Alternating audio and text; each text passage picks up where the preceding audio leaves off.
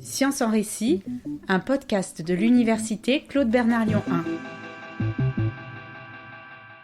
1. J'ai vécu au milieu des champs et des haies, des arbres, des animaux. Ça impacte probablement beaucoup les recherches qui sont les miennes actuellement.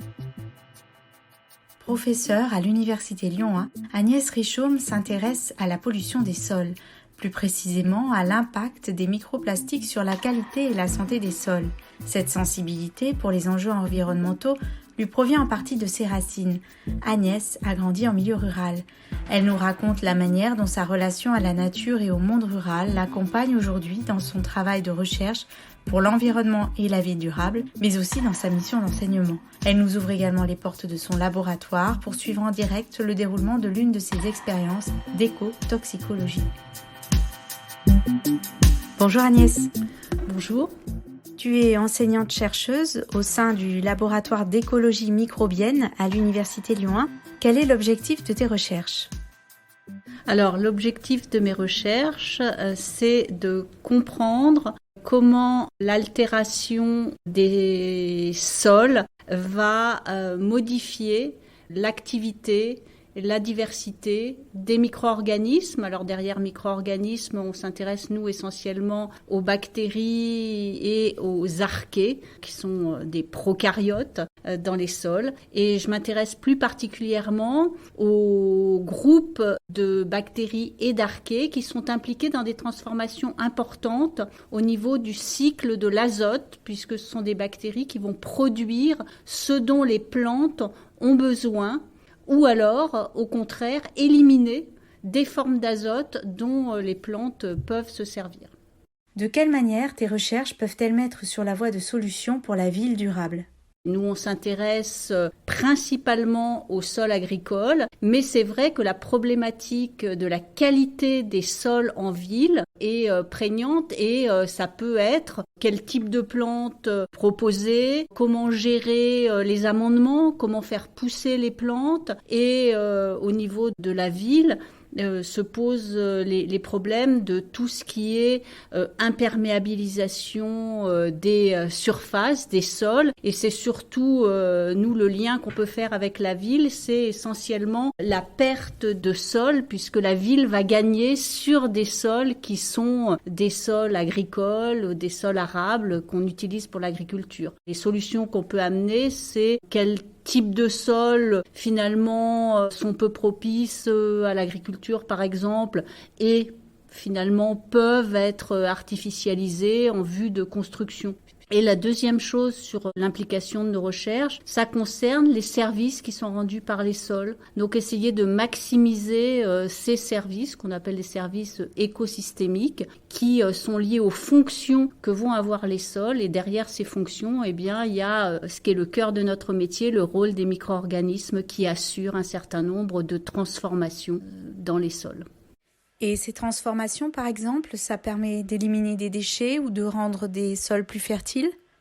Bien sûr, les micro-organismes vont avoir un rôle dans la transformation d'un certain nombre de composés qu'on va appeler des polluants. Alors en ville, ça peut être typiquement des hydrocarbures, par exemple, et certaines bactéries sont tout à fait capables d'utiliser ces hydrocarbures. Le vrai problème qu'il y a derrière ça, c'est que les micro-organismes sont capables de faire ces transformations, mais naturellement, ils ne sont capables que pour une certaine quantité et concentration de polluants et que très souvent on excède ces quantités. Mais oui, les micro-organismes ont un rôle important dans la transformation. J'ai cité les hydrocarbures, mais ça peut être aussi des pesticides.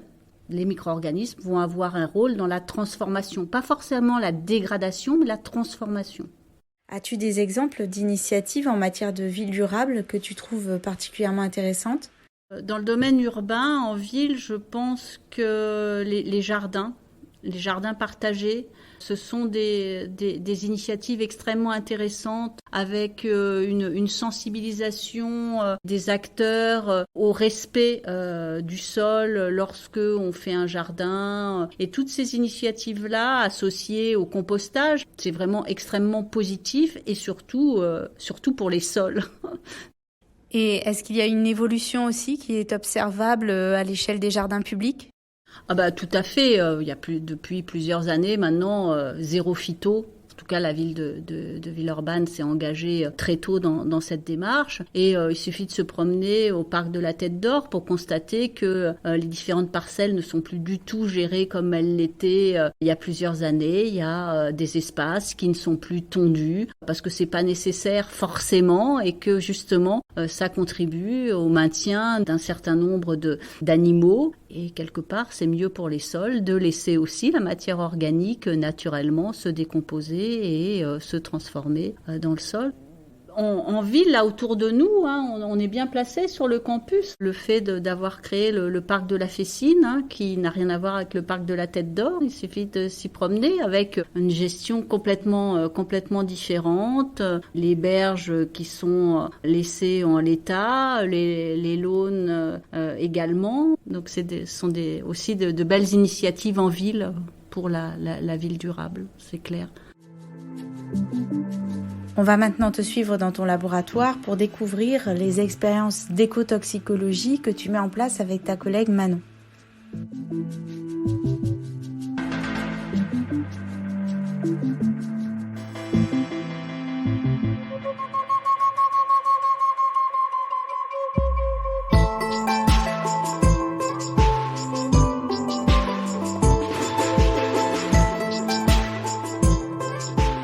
Alors on est devant la salle de préparation des échantillons. Je vois qu'il y a un manomètre devant. Tu peux nous expliquer à quoi ça sert ? Alors c'est une salle qui est en dépression, c'est-à-dire que toutes les poussières et tout ce qui se passe dans la salle en fait ne peut pas sortir vers l'extérieur. Du coup il y a un sas pour rentrer, donc quand je vais ouvrir la porte ça fait un petit peu de bruit.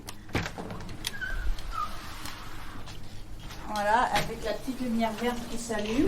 Et maintenant, on est dans le sas et on va rentrer dans la salle de préparation, proprement dit, où on va retrouver Manon.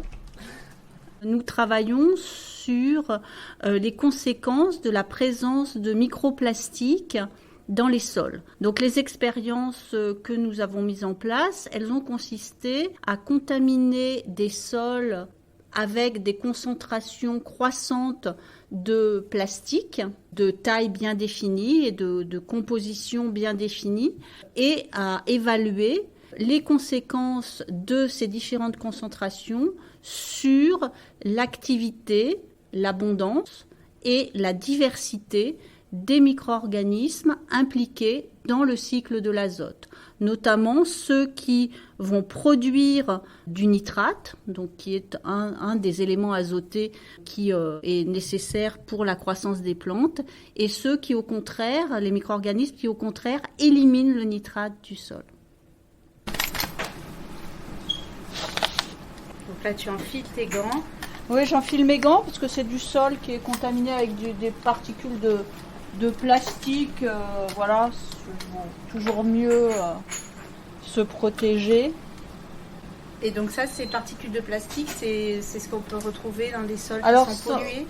Oui, on a choisi un plastique qui est un polymère qu'on va retrouver dans des emballages, qui est un polymère qu'on trouve fréquemment dans les déchets ménagers par exemple. Donc nous, ce qui nous intéresse, c'est savoir si les plastiques sont toxiques, mais également si les additifs contribuent à une toxicité, par exemple vis-à-vis des micro-organismes.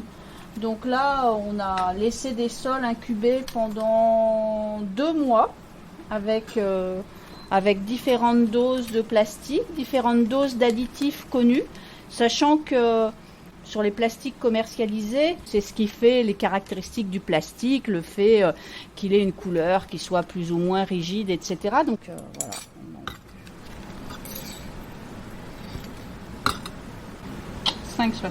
Là, tu prends un échantillon de terre, c'est ça, que tu mets dans un flacon et tu pèses. On pèse l'échantillon de terre en fonction de son humidité et puis on pèse la masse voulue pour faire des mesures d'activité des micro-organismes. Donc là, on va mesurer la respiration. On fait ça par la mesure de dégagement gazeux. Donc on va mesurer le dégagement de CO2. Et puis la mesure d'une activité qui s'appelle la dénitrification. La dénitrification, c'est la transformation du nitrate en composés gazeux, notamment le N2O, le protoxyde d'azote, qui est un gaz à effet de serre. C'est un puissant gaz à effet de serre qui est très impliqué dans le changement climatique et qui, en agriculture, est un gaz dont on sait que le dégagement peut être important, notamment lorsque les sols sont inondés. Par exemple, sur les cultures de rizières, il peut y avoir un très fort dégagement de N2O. Donc nous, on va mesurer ce dégagement. Et donc là, tu pèses combien de grammes? Alors là, les protocoles qu'on a, nous, on travaille avec 5 grammes de sol équivalent sec. Donc là, je pèse un petit peu plus parce que le sol est un petit peu humide. Et puis, donc on a beaucoup d'échantillons là, parce que c'est une expérience assez importante. Tu en fais combien là d'échantillons? On a 100 sols contaminés avec différentes concentrations, différentes tailles de microplastiques. Et ensuite, pour les mesures d'activité, pour chacune de ces modalités, on va peser, étant donné qu'on mesure la dénitrification, la respiration, la nitrification. Donc on a déjà 100 x 3, donc 300 flacons à préparer. Donc ça va prendre 2 jours. 2 jours, confirmé par Manon qui a l'habitude. Alors c'est un peu fastidieux quand même comme travail parce que voilà, c'est pas très rigolo. Faut être un petit peu concentré parce qu'on a des tableaux avec plein de chiffres. Et ensuite on va passer dans la pièce à côté, dans laquelle on va retrouver les appareils qui permettent de mesurer ces gaz.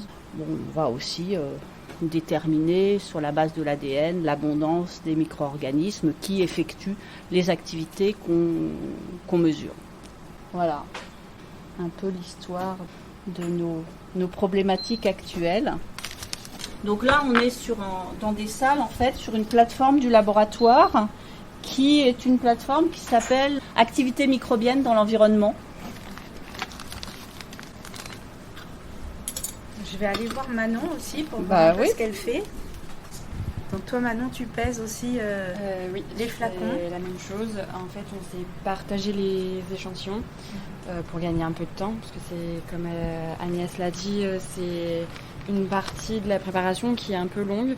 Et je fais la même chose. Je prends mes flacons, j'avais préparé les étiquettes pour bien noter les échantillons, et je pèse mes 5 grammes équivalent sec. Et je vois qu'il y a des bouchons sur lesquels il y a des numéros écrits en rouge et d'autres en vert. Il y a une raison? Les étiquettes qui vont être en rouge, c'est un code couleur qu'on s'est donné dans le laboratoire, qui va être plus pour la dénitrification. Et les étiquettes en vert, c'est pour la respiration. C'est les 2 types d'analyses qu'on va faire après avoir fait ces pesées. En fait, tout ça, c'est...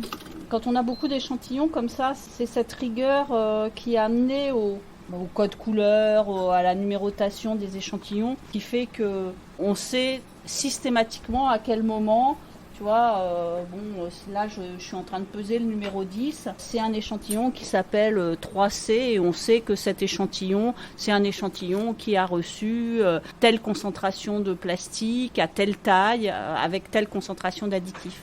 Donc ça, on est obligé d'avoir cette rigueur. C'est aussi ce qu'on enseigne à nos étudiants au travers des travaux pratiques. Lorsqu'on est en sciences expérimentales, si on n'est pas rigoureux et qu'on fait n'importe quoi, forcément, le manque de rigueur, c'est aussi des mauvais résultats. Il n'y a pas de mystère. Des résultats corrects et exploitables, ils sont obtenus que si on travaille correctement. Donc voilà. Donc c'est vrai que c'est des pièces où on peut travailler, des fois on a de la musique, mais il n'empêche que pendant ces phases-là, en général, il n'y a pas beaucoup de bavardage, un peu de rigolade de temps en temps, parce qu'on a besoin de se détendre, mais généralement on est assez concentré sur ce qu'on fait pour le faire correctement, et le faire surtout aussi suffisamment rapidement. Là, vous allez mettre combien de temps ce matin? Il nous faudra bien aujourd'hui plus la matinée de demain. Et les étudiants, ils font des travaux pratiques qui ressemblent à ces pesées de Alors sur certaines formations et certaines unités d'enseignement, il y a ces mesures d'activité, exactement dans les mêmes conditions que ce qu'on fait nous. Donc c'est pour ça qu'il est enseigné aussi la rigueur C'est quelque chose qui s'apprend, la rigueur. C'est pas inné quand on a fait des erreurs de manip et qu'on a perdu une expérience parce que les résultats ne seront pas exploitables. On le fait une fois et en général pas deux, surtout si c'est des grosses manips. Moi je dis toujours, il faut apprendre à être feignant à bon escient. C'est-à-dire qu'il faut faire les choses très correctement la première fois, comme ça on n'a pas à les refaire. C'est un peu le leitmotiv et j'aimerais bien que les étudiants ils soient toujours comme ça, mais c'est un peu plus compliqué. Alors les étudiants qui travaillent au laboratoire au niveau master deuxième année ou les doctorants, voilà, ils ont un projet de recherche à mener à bien. Donc on retrouve cette rigueur pour les étudiants, on va dire de formation classique. C'est un peu plus compliqué d'avoir cette rigueur. Parce qu'ils me disent toujours, quand je rouspète, parce qu'ils n'ont pas des bons résultats, mais madame, il n'y a pas mort d'homme. Ben non, il n'y a pas mort d'homme, mais si on fait les choses correctement, on a des bons résultats. Je regarde parce que des fois, quand on est dans les concentrations les plus fortes en plastique, on les voit, mais c'est pas le cas de ceux-ci. On voit des petits points blancs, peut-être un peu là, mais ouais, si, un petit peu. On a choisi des concentrations en plastique qui sont des concentrations susceptibles d'être rencontrées naturellement. On n'a pas, pour l'instant, dans nos expériences, cherché à mettre beaucoup de plastique pour voir s'il y avait un effet. Donc là, on est sur des concentrations où on est à 0,1% et 0,01% de plastique dans les sols. Et donc là, vos résultats, pour l'instant, qu'est-ce qu'ils disent ? On a quelques résultats. Alors, sur certaines expériences, on travaille dans des sols avec des plantes. Donc, on a vu, par exemple, que pour certaines concentrations en plastique et certaines activités, on allait avoir des modifications sur les plantes, des modifications au niveau des racines, de la masse des racines, par exemple, des modifications sur l'activité des nitrifiants.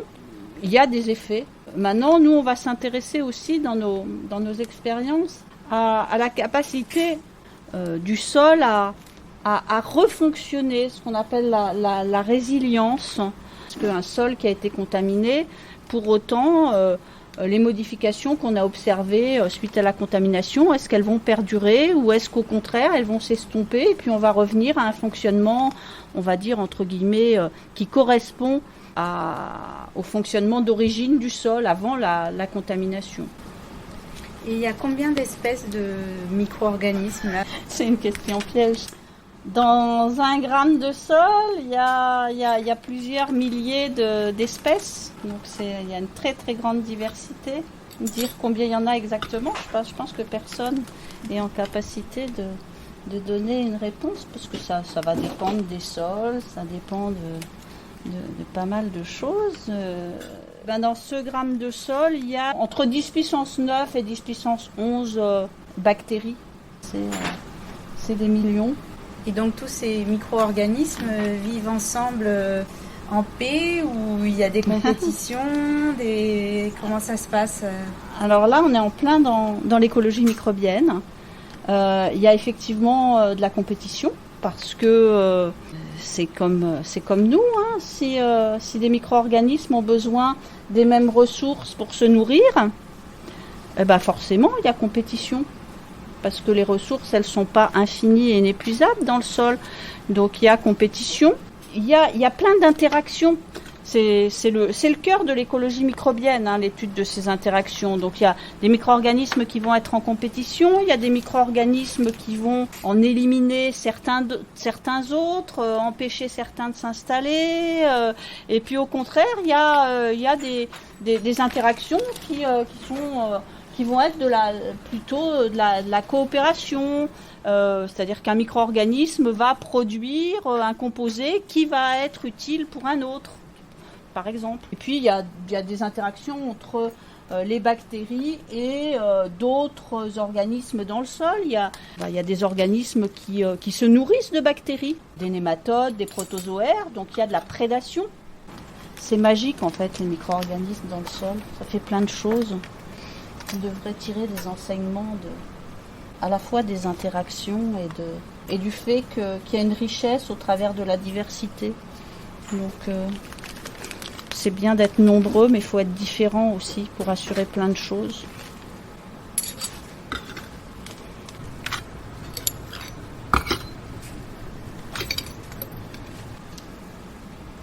Bon, numéro 13. On avance quand même. On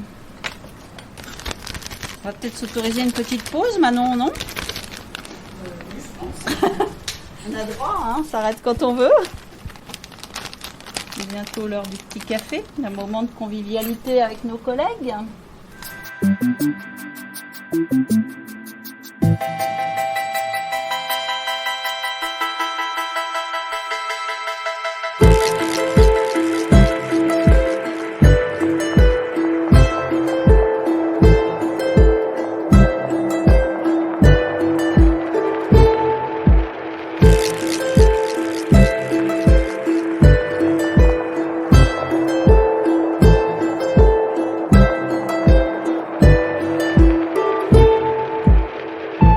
Nous sommes de retour dans ton bureau pour parler à présent de ton parcours. Aujourd'hui, tu travailles dans la métropole de Lyon, mais quand tu étais jeune, tu as grandi à la campagne.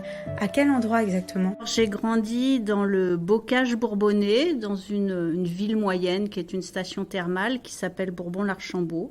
Et j'ai été empreinte de ce contexte environnemental dans lequel j'ai vécu au milieu des champs et des haies, des arbres, des animaux qui pâturent, puisque c'est une région d'élevage. Donc voilà, ça impacte probablement beaucoup les recherches qui sont les miennes actuellement. D'une part parce que j'ai été éveillée très tôt à l'observation de ce qu'il y avait autour de moi. Et que cette altération de l'environnement, par exemple, j'ai un âge suffisant pour avoir vu ce qu'était le remembrement, c'est-à-dire des modifications des parcelles agricoles où on a arraché les haies pour agrandir les surfaces, pour permettre aux agriculteurs d'augmenter les surfaces exploitées. Et ça, j'ai été éveillée aux conséquences que ça avait, alors pas sur les micro-organismes, mais sur la faune, par exemple, les animaux. Et puis à côté de ça, j'aime bien ce qui se voit pas.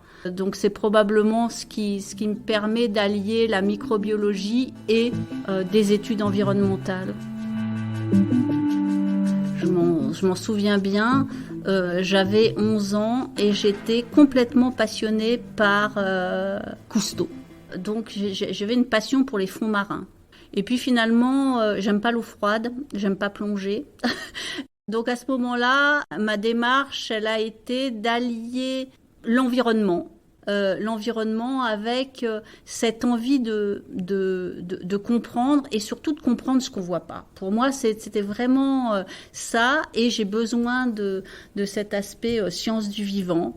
Donc je me suis intéressée quand j'étais là, j'avais 3 ans, j'avais une grande passion pour les fourmis parce que c'était petit, et j'ai passé beaucoup de temps à examiner les fourmis. Mais je pense que c'est surtout ce besoin de concrètement observer et manipuler, faire des choses pour évaluer les conséquences que ça a. Aujourd'hui, de quelle manière ce rapport à la nature et au monde rural t'accompagne dans la façon dont tu abordes tes recherches ?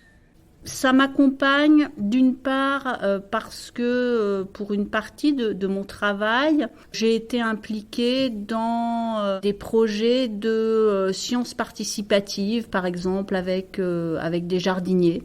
Et je crois beaucoup à l'apport du savoir empirique. Alors, qu'un scientifique doit s'approprier pour le décrypter et comprendre ce qu'il y a derrière, mais un jardinier passionné, il sait quelles conséquences ça a d'apporter par exemple du fumier dans le sol, il sait quelles conséquences ça a d'apporter un engrais, il a compris, ou pour certains ils ont compris les conséquences que ça avait d'apporter des pesticides ou des désherbants, et tout ça fait que c'est vraiment mon passé et le travail de la terre et le rapport à la terre qu'ont pu avoir mes grands-parents, qu'a encore mon papa, qui sont importants. Et moi, je souhaite, au travers de mes recherches, modestement, contribuer à, d'une part, la compréhension et d'autre part, comme tu l'as évoqué, aller vers si ce n'est des solutions, des préconisations sur la gestion des déchets par exemple, sur en ville l'importance de composter ces déchets organiques parce que le compost c'est quelque chose qui va être utile pour améliorer la fertilité du sol et un certain nombre de propriétés physico-chimiques du sol. Tes grands-parents étaient agriculteurs, il me semble. Mes grands-parents, pour certains, étaient effectivement agriculteurs, mais avaient, comme beaucoup de personnes de cette génération, plusieurs métiers. Mon grand-père était facteur. Et quand il avait fini sa tournée de facteur, il était à la ferme. Et pour mes autres grands-parents, c'était surtout le fait de cultiver un jardin, puisque en milieu rural, on habite en maison et on a un jardin et on est pratiquement ils étaient en autosuffisance sur les légumes. Dans le cadre des recherches sur les problématiques environnementales, il est question de solutions fondées sur la nature. Tes grands-parents en mettaient-ils déjà en place à leur échelle ? Oui, quand on voit maintenant des projets qui sont basés sur l'étude de l'apport de haies en termes de biodiversité, etc. Moi, mon grand-père, il taillait les haies avec des outils manuels, justement pour respecter. Ça contribue à respecter la vie dans ces haies. Les solutions fondées sur la nature, il n'y a pas que ça, mais c'est une redécouverte de ce que la nature sait faire et peut faire. Pour moi, c'est vraiment, je l'entends comme une redécouverte.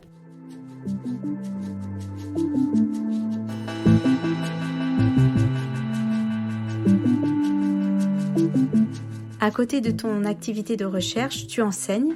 En quelle matière ? J'enseigne en sciences du sol. Et j'enseigne en microbiologie environnementale. Et l'avantage, c'est que j'arrive à faire le lien dans certaines formations entre la science du sol et la microbiologie.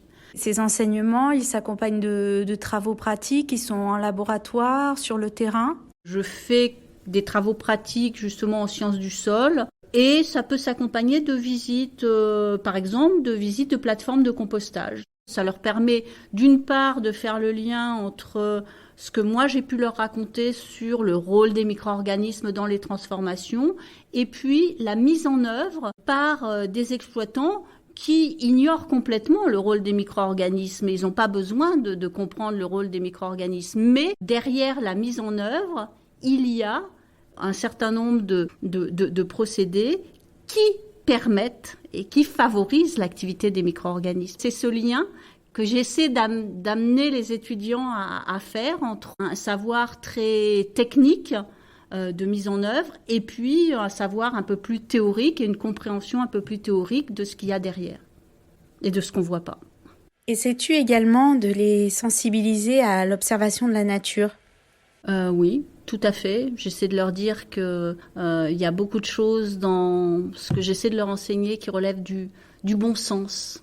Pas seulement du savoir académique, mais du bon sens. Le fait que les micro-organismes ont besoin d'eau, comme tous les organismes vivants, pour effectuer les transformations dont ils ont besoin. Donc typiquement, quand on a compris ça, on sait que il faut arroser les tas de compost, les andins sur les plateformes de compostage quand il fait trop sec. Donc il y a des choses qui me semblent évidentes et j'essaie de faire en sorte que ces évidences-là le deviennent aussi pour les étudiants. Mais je pense qu'un retour à la vraie observation de la nature, ça serait quelque chose d'important. Certaines formations le font très bien, mais ils devraient l'avoir beaucoup plus tôt et beaucoup plus jeune. Moi, j'ai eu cette chance-là d'être dans une école en milieu rural. Et beaucoup de nos cours de sciences nat, on partait, on observait les fruits à l'automne, dans les haies, etc. Je veux dire, c'était in situ. Alors, où est-ce que tu habites aujourd'hui ? Alors aujourd'hui, j'habite à Villeurbanne. J'ai la chance d'habiter dans une maison. Et dès que je peux, je retourne dans l'Allier ou dans le Puy-de-Dôme parce que j'ai besoin de la nature, j'ai besoin des forêts du Puy-de-Dôme parce qu'il y a encore des champignons. Et puis j'ai besoin de l'Allier parce que j'ai besoin de voir ces paysages de bocage. Donc dès que je peux, je m'évade. Merci beaucoup Agnès pour cet échange. Merci à toi.